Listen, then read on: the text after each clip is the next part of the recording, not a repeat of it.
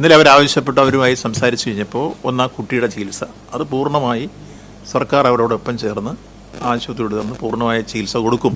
2, അവർക്ക് അടിയന്തരമായി ഫ്യൂണറലുള്ള സഹായം അത് 1.5 ലക്ഷം രൂപ രാവിലെ പ്രഖ്യാപിച്ചു. അതും കൃത്യമായി ചെക്ക് എഴുതി ഇന്ന് അവിടെ ഹോസ്പിറ്റൽ ഡെവലപ്മെൻറ്റ് കൊടുക്കും. 2, 3, ആ കുട്ടിയെ സംബന്ധിച്ചൊരു ഭാവി ജീവിതവുമായി ബന്ധപ്പെട്ട പ്രശ്നത്തിൽ ഗവൺമെൻറ് ഇടപെടണമെന്ന് പറയുന്നു. സർക്കാർ ഒപ്പം ഉണ്ടാകും എന്നുള്ള കാര്യം പറഞ്ഞു.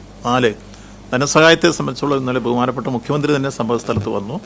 അപ്പോൾ തന്നെ ശ്രദ്ധപ്പെടുത്തിയിട്ട് പറഞ്ഞു നമുക്ക് ധനസഹായം കൊടുക്കാം, അടുത്ത പ്രഖ്യാപിക്കണേ ക്യാബിനറ്റിൽ ചെയ്യുള്ളൂ. സാധാരണ നിങ്ങൾക്കറിയാം അതിൻ്റെ നടപടിക്രമം ഏകപക്ഷീയമായി മുഖ്യമന്ത്രിക്ക് അവർക്ക് 1 ലക്ഷം രൂപയ്ക്ക് മുകളിലുള്ള പ്രഖ്യാപിക്കില്ല. ക്യാബിനറ്റിൽ ആലോചിച്ച് എത്ര തുകയാണെന്നുള്ളത് തീരുമാനിച്ച് കൊടുക്കും. അത് കൃത്യമായി കൊടുക്കും. അത് രാവിലെ തന്നെ ഞാൻ പറഞ്ഞു കഴിഞ്ഞു, ഒരു സംശയമില്ല.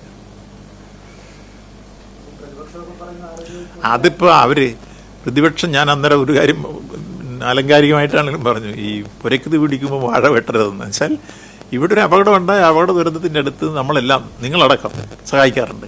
മാധ്യമങ്ങളടക്കം വന്ന് എങ്ങനെയാണ് ആ രക്ഷാദൗത്യം ഗംഭീരമായി അവർക്ക് ഭാവിയിൽ എന്തെല്ലാം ചെയ്തുകൊണ്ട് സഹായിക്കാം.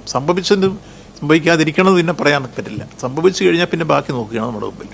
അത് കൃത്യമായുള്ള ഇടപെടൽ നടത്തി ഈ കാര്യത്തെ സംബന്ധിച്ചുള്ള എല്ലാ കാര്യത്തിലും ഗവൺമെൻറ് ആ കൂടെ നിന്ന് കാര്യങ്ങൾ ചെയ്ത് മുന്നോട്ട് പോവുകയാണ്. ഒരു വീഴ്ചയും വരാതെ. ഇന്നലെ തന്നെ പോസ്റ്റ്മോർട്ടം ചെയ്ത് ബോഡി എത്തിക്കണമെന്ന് ഇന്നലെ തന്നെ ആ കാര്യത്തിൽ ഇടപെട്ടു. കാര്യം കൃത്യമായി നടത്തി. ഡിസാസ്റ്റർ മാനേജ്മെൻറ്റ് ഓർഡർ കൊടുത്തിട്ടാണ് ഇന്നലെ വൈകിട്ട് അത് നടത്തിയിട്ടുള്ളത്.